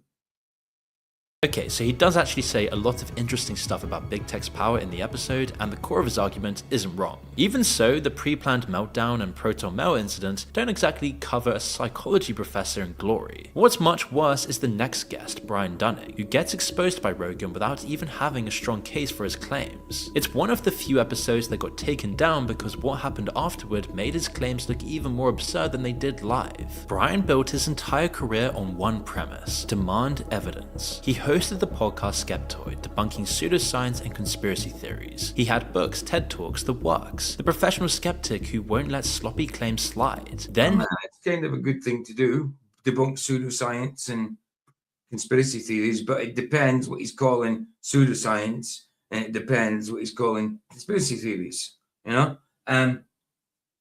Kunal, good to see you. I would say you already ruined your life if Joe Rogan has you on his show. He's a sellout. Yeah, I would agree. I would absolutely agree, 100%. 100%. Do not trust Joe whatsoever. Between Rogan and Jones, it's a good circus. Jones just shows all the crazies to the world, and Rogan pretends to entertain the debate of crazy so he can make light of the subject. Yeah, absolutely agreed. Both serve the purpose, 100%. Absolutely. He came on Joe Rogan and admitted he'd published a hit piece on Joe without keeping any sources. I read about myself, and I was shocked to learn that I believe that 911 was created by the government. I didn't know that I believed that. I don't think you've ever said that. I've never said that. That one is poorly researched. I've absolutely never said that I think that the government engineered 9/11. This was an episode. But I do. I 100% do. Episode I did in 2008, which was, I don't know, Oh, wow. 6 years ago. F-Dop's put out a video 24 minutes ago. How come I'm getting it? How come I'm getting to see F-Dop put up a video? I shouldn't be subbed to him. I should not be subbed to F-Dop World. Let me go check. 2 seconds. Yeah, I'm subbed. I unsubbed from him ages ago. That's YouTube, I'm telling you. I unsubbed from F-Dop ages ago. And I'm subbed to him. Look.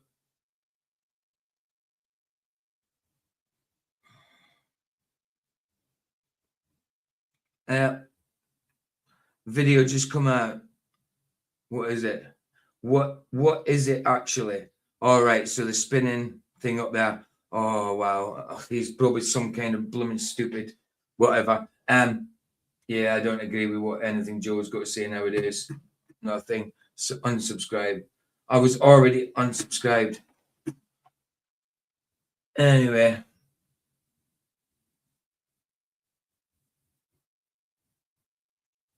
Now, and so before coming here today, I wanted to make sure and get all my sources for all of these. And unfortunately, back in 2008, I was not yet keeping very good records and saving my notes.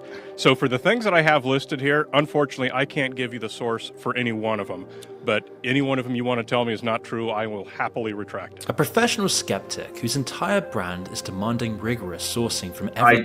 I can't say I've ever heard Joe Rogan talk about, say what he believed. I can't say that because I haven't heard him talk about 9/11, so I couldn't say if he did or didn't. Everyone else published an attack list without keeping records of where he... Oh, you put another video up, 38 seconds of the cat. Okay, I'll show that at the end, Jim. Got his information, so Joe makes him read it. Comedian Joe Rogan does what he can to promote virtually any conspiracy theory that he stumbles onto, apparently accepting them all uncritically with a wholesale embrace. Now, I know you would disagree with that now. Of course I would. and I want to give you that chance, so let me continue. He believes the Apollo astronauts did not land on the moon. He believes the U.S. government was behind the 9/11 terrorist attacks. He believes the Oliver Stone version of the Kennedy assassination. He believes aliens crashed at Roswell. Yeah, I like the Oliver Stone movie. I mean, there's certainly truth in that movie, but it's not all the truth. But there's certainly a lot of truth in that movie. In 1947, and the government is covering it We up. watched a few months ago, didn't we, Baza? He thinks Men in Black from Project Blue Book stole his friend's camera, even though Project Blue Book ended over 38 years ago. My friend was 10, he's 60, by the way. And they didn't steal his camera. I want to hear that story, but... They took it when he was a little boy. He took a photo of something, who knows what it was. I never said it was Project Blue Book guys, or I told you what my friend, who's a flight surgeon, told me. I wish to hell I had that reference for that. But let me just... That's okay. That's part of this. Call Steve and get him on the phone. Steve Graham. That'd be fun, actually. The worst part is that he promotes these ideas to the public at every interview opportunity, but gives himself the intellectual get-out-of-jail-free card of not needing any evidence by hiding behind the childish debate technique of saying, hey, I'm just the guy asking questions. God, this makes... Well, I'd say some of that's true. I would say some of that's true about Joe. That he does that. Absolutely.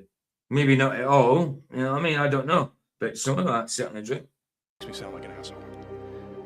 Well, it's just factually inaccurate on so many different levels. I don't understand why you wrote it like that. Later that year, 2014, Dunning pleaded guilty to wire fraud, a cookie stuffing scam on eBay that generated over $5 million in stolen affiliate commissions. So the professional skeptic who demanded evidence from everyone was running a fraud scheme the entire time. Speaking of being a fraud, this is Oscar-nominated actor Terrence Howard.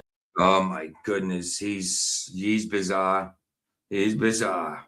He thinks he's clever when he's really, really not. He's just recanting something he's read or something somebody's told him.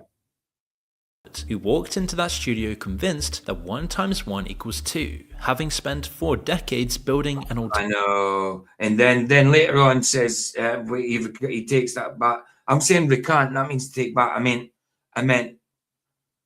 didn't mean recant because that means to take back, but he takes back what he said. He says about 1 + 1 = 2. Sorry. Sorry, 1 × 1 = 2 or something like that. Is that what he said? Yeah, 1 × 1 = 2, when 1 × 1 is just 1, obviously. Yeah, he does say that, but he does take that back later on and say, look, I'm just talking metaphorically when I say that. I don't know how that's metaphorical if you're saying 1 × 1 = 2 when it's most definitely not 2. That's 1 + 1 = 2. I don't know what 1 × 1. How can you have 1 × 1? Because he says that his excuse for it is if you're multiplying, then 1 × 1 is not a multiplication if it only makes 1, because multiplying is more. That's what he says. Which to a certain degree is truth, but that doesn't say that 1 × 1 is more than 1 just because it's a multiplication. That multiply is different from multiplication in when it comes to arithmetic. You know what I mean? That's what the kind of things Terence comes out with. But when I said recant, I didn't mean to say that. I just mean he parrots what other people say or whatever, or videos, because recant means to take back, doesn't it?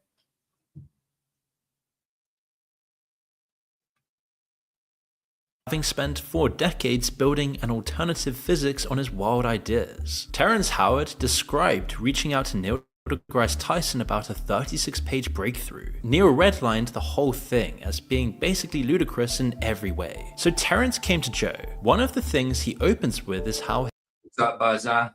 I imagine Rogan would do the same as the moon landing. Oh yeah, 9/1 was an inside job. Wait, no, it weren't. Yeah, exactly, bro. Exactly. I would say probably that, but I can't say for sure because I didn't hear them say it, you know. His first memory came when he was 6 months old in his mother's womb. That pretty much sets the tone for how crazy. Terence Howard goes on about how he remembers being in his mother's womb. He remembers seeing blurriness and hearing things, and no, that is so bull. Crazy the whole conversation is about to be. When you're dreaming and you're falling and you hit the bottom and you wake up, that was my first memory, but I didn't wake up here. I was inside my mother's womb, and I was about maybe 6 months inside the womb. And I'm like, okay, don't forget I'm here. Okay. Don't forget. 1 × 1 = 2 is the core of this. A baby doesn't. How can you just be made and just all of a sudden know like that? I better not forget this in your womb. It's so stupid what he says, man. It's ridiculous. Look, I remember being young, but I remember being 2, but I don't remember many things of being 2-year-old. But that's after I've come out my mum's stomach. You don't know nothing at a point. Yes, you hear things. Yes, you move. Yeah, your eyes ain't even open. They're shut. You know what I mean?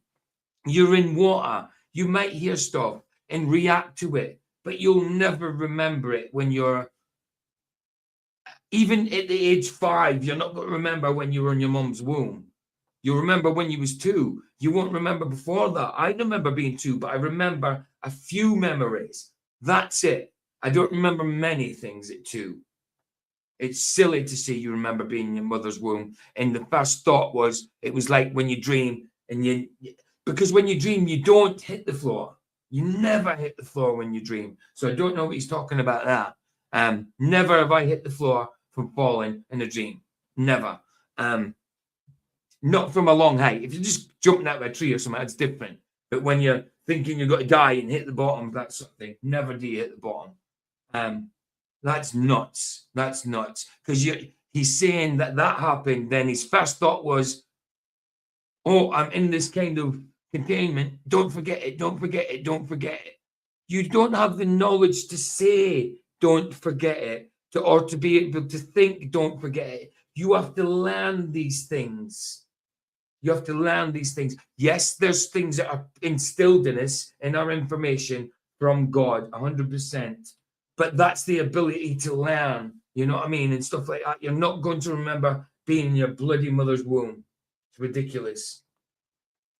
Maybe he was an arsehole baby born from the bowel. We're talking about Psalms, what it says in Psalms, yeah. From the mother's bowels, yeah, absolutely. It says it, no, it says it in scripture. It says it in scripture, in Psalms. I think it was Psalm 68, wasn't it? Psalm 68. Yeah, absolutely. Theory. It actually has a name. He named it after himself. It's called teriology. I sent him over the third. Same kind of character as Jaren then. He named an ism after himself, and Terence is naming an ology after himself. Sounds like a Jaren kind of character, eh? 6-page thing that had the wave conjugations in it, but I started it off with 1 × 1 = 2.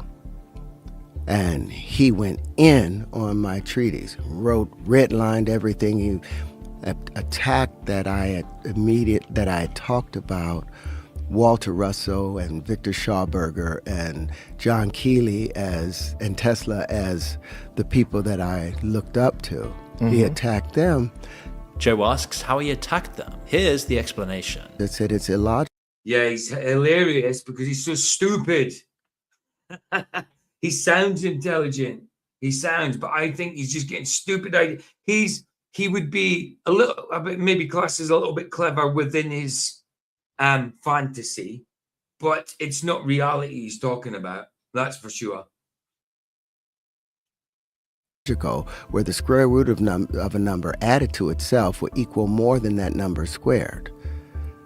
But that's what happens with the square root of 2. How is it that multiplication, here we go, if it means to make, here we go, if it means to make more, this is what he's going on about multiplication and why 1 × 1 has to be more than 1, because it's not making it more than 1. That's different from multiplying. I mean, yes, multiplication is multiplying, but to multiply something means different in the arithmetic, because 1 × 1 can never be 2. Make more, an increase in number. How is 1 × 1 = 1 part of the multiplication table? Now, I understand that it's the number, it's the problem. It's the number that you input. It's the problem, Terence, when it comes to multiplication. You know what I mean? It's the number you input. You know what I mean? You can't do nothing about it. Just because the multiply means to make more, it's the number that you input to it that multiplication is going to affect.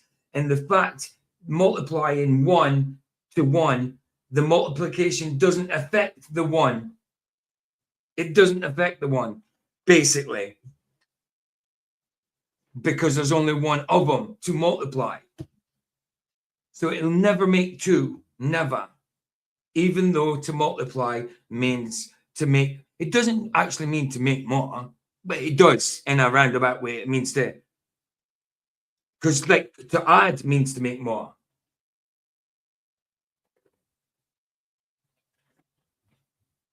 It means to times something. It means to times it by a certain amount, if I'm explaining it a bit wrongly. But it means to times something by a certain amount more than to make more. If you're seeing it 1 time. Right. Yeah, I really don't get this either. Apparently he's been on this since 3rd grade. All this started in 3rd grade. I was arguing with my teacher. He goes on to say he killed gravity. We're about to kill gravity. We're about to kill. There is no gravity to kill. It's already killed. Gravity died with the flat earth. There's no such thing, brother. Their god gravity, and they don't want that. He also makes completely you're right. It is kind of a demigod to them. Heliocentrism being the god, gravity being the demigod. Yeah, I would agree there. Outlandish claims to back all of this up, like how his systems are the best ever, the best in the country, even the world. There's no government on this planet that has the technology that I have or can outdo what I have, because you can't outdo the fractal. but none of them have 97 patents. None of them have introduced a new form of flight with unlimited mid-air bonding. None of them have discovered 4 supersymmetrical systems. Joe tries to engage. He likes talking about this kind of stuff usually. He's just putting a load of big kind of words together and trying to make them mean something. But you realize that no amount of good faith engagement is going to bridge the gap. Teriology has become a meme for the Dunning-Kruger effect, a phenomenon in which someone with low expertise tends to overestimate how much they know about a particular subject. Or the Dunning-Kruger can mean vice versa.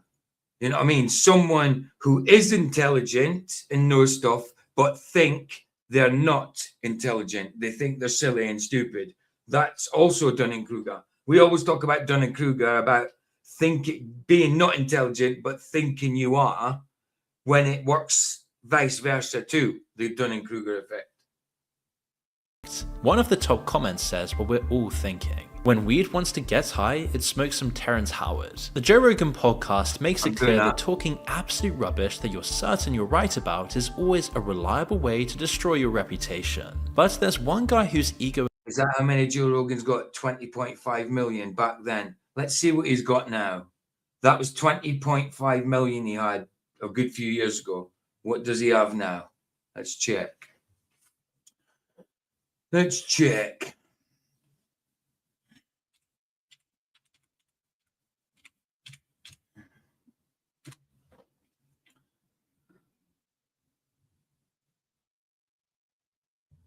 Oh, right. He hasn't got many more. He's got 20.6. So he got another 100,000 then. Okay. So that couldn't have been too long ago because he's only got 20.6 thousand now. I thought he might have grown since then. When was the Terrence Howard? Let me just check. Terrence Howard. Hold on, I'll show you. It's just so you can see what I'm doing.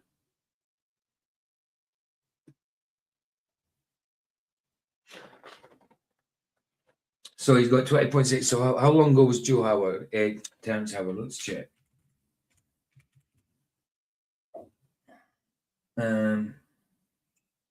Where's my bloody H? That's it. I need to get a new keyboard. I can't see my blooming letters. Howard.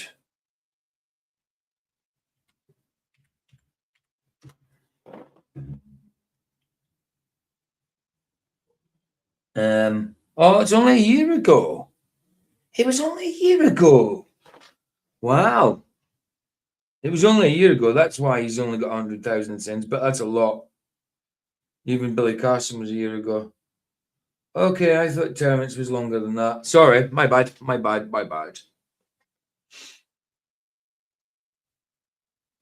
Versus the others, proving that you don't even need to be on the Joe. The Liver King, what an idiot. And you see him now trying to pick a fight with Joe Rogan. He's gone off it. He's definitely lost it. That's with steroids, taking that meth blue and all that kind of stuff. He's numpty. He's a numpty man. Joe Rogan Experience to be destroyed on the Joe Rogan Experience. This guy, he got arrested for going to Austin to try and meet Joe Rogan to pick a fight with him. So there was where you have to stay away from someone and not mention them online. Like here it'd be an interdict, or in Scotland it's an interdict where you had to stay away from your ex-wife or whatever, something like that. What do you call it? I can't remember what you call it. Whatever. But you had to stay away from him. Who walks around everywhere with no shirt on, a big bushy by a certain distance. A restraining order. That's it, babe. That's it. It went out my head. Restraining order. You're super jacked, and he was telling people that the way he gets that and eats raw liver and just lifts. Everybody knew from the start that Liver King didn't get that way by eating raw meat. It was evident. Anybody with a body like that is on steroids. You cannot get like that naturally, especially at his age. It's like a maniac, and tell because he had palumboism. You could tell because his belly's poofed out, even more so now. His belly button's even poofed out with palumboism. That's how he's so jacked, but it's preposterous. It's an encounter that turned into a years-long feud and even culminated in criminal charges for terror threats. I'm of course talking about the Liver King. The Liver King never appeared on the podcast, but Joe destroyed him anyway. Liver King tried to desperately get onto the podcast. He was trying really hard to get on the podcast. He still wants to get on the podcast. He either wants to fight him or get on the podcast. And he knows that Joe Rogan would beat him in a fight. I mean, I don't like Joe Rogan, but he can kick. He would beat Liver King in a fight, without a doubt. Podcast. And he's been trying really hard to get on now. He contacted a few friends of mine. Joe refused, and it escalated until he was eventually arrested in Austin for making terroristic threats against Rogan. In one, he's shirtless, wearing an animal fur headdress, holding two gold-plated... Look at the stomach and tell me he's not still on steroids. Look at that stomach. AR-15s. Another video, and then another video. Guess what? You're yeah. But Liver King isn't alone in shilling stupid diets and getting called out. It's practically a Joe Rogan Experience tradition at this point. Take Jordan Peterson's daughter, who appeared on the episode 1164, who claimed eating only beef cured her depression and also... Oh, hey Ryan, why are you over on the Rumble side? Why don't you come over the YouTube side, bro? Good to see you, man. Good to see you. Well, how long ago did... Oh, you just got in there. Why don't you come over the YouTube side with everybody else, brother? Good to see you, man. Do you want the link to come in? I've only got a few minutes left, but I'll put the link if you want to come in for a few minutes. Link's there, bro, if you want to come in. But yeah, we're all over YouTube side, bro. To immune disorders. Okay, we've heard this all before about the carnivore diet, but what about claiming soy makes you hallucinate? I turned around to look at my brother in the car, and his head was a kind of a demon. I know how this sounds, but he had like a demon head for about a second and a half. Joe asks, "You ate soy and started tripping?" Yeah, 2 days later. Then there's the side effects of her all-meat diet. What? Soy or soya or soil? What are they saying? Soy or soy or soil or soya? Don't know what they're saying. Hold on. In the car, and his head was a kind of a demon. I know how this sounds, but he had like a demon head for about a second and a half. Joe asks, "You ate soy and started tripping?" Yeah, 2 days later. Then there's the side effects of her all-meat diet. Constant diarrhea. This raises some eyebrows about this diet and how good it actually is for you, as it isn't usually considered a good sign of health. Diarrhea every time you ate meat. Just meat. Just meat. Jesus and salt. Christ. If I have to choose between itching and arthritis or diarrhea, I'm going to choose the diarrhea. At least she's honest about it, but it does get better. She describes accidentally drinking bourbon instead of vodka. It really seems like her revolutionary health protocol involves choosing between different forms of misery and having hallucinations from various vegetables. Ultimately, 3 hours is a long time to keep a story straight, and being open with your thoughts and views can quickly lead to... I don't know what vegetable was it? Because I can only hear him saying soil or soy or what. I don't know what it's saying. Oh, you're still Ryan. Okay, you're in YouTube now, bro, but you're in my backup channel. Are you just going to go troll it? You got to troll through every channel. Yeah, bro. You're in my backup channel. Yeah. That's the main channel. I would like, man. I would see you like. Oh man, you're a numpty. Hey Dylan, how you doing? So they are saying soy. They are saying soy. That's what I thought, man. That's what I thought. That's what I thought. Give me a second. Ah! What the hell is soy? I know soy sauce. I know soy sauce, but what's soy?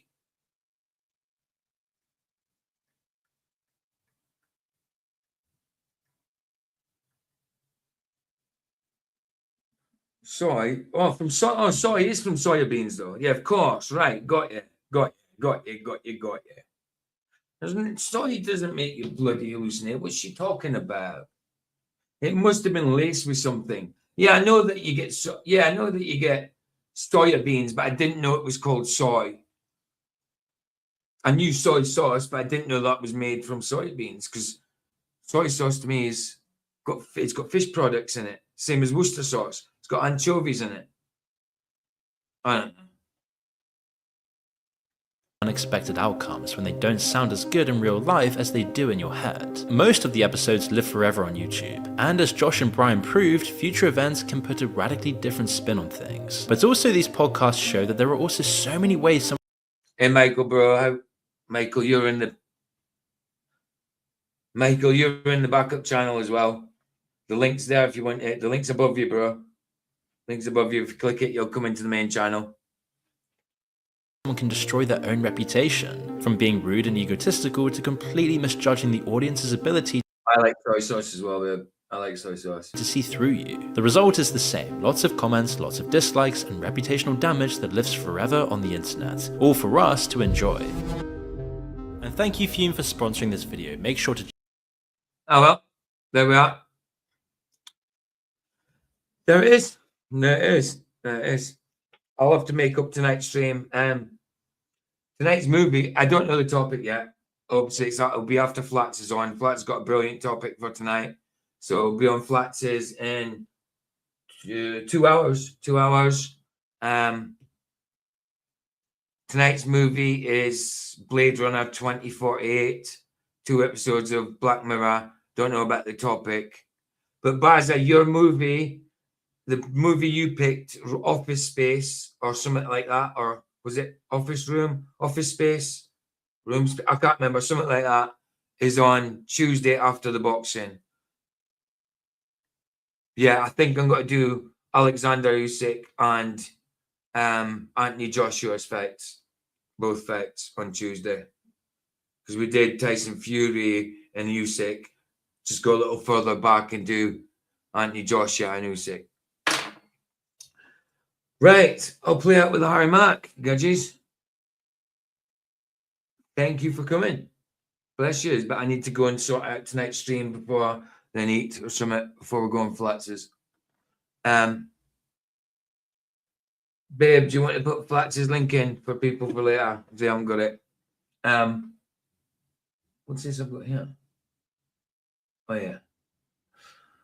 Right. Harry Mack.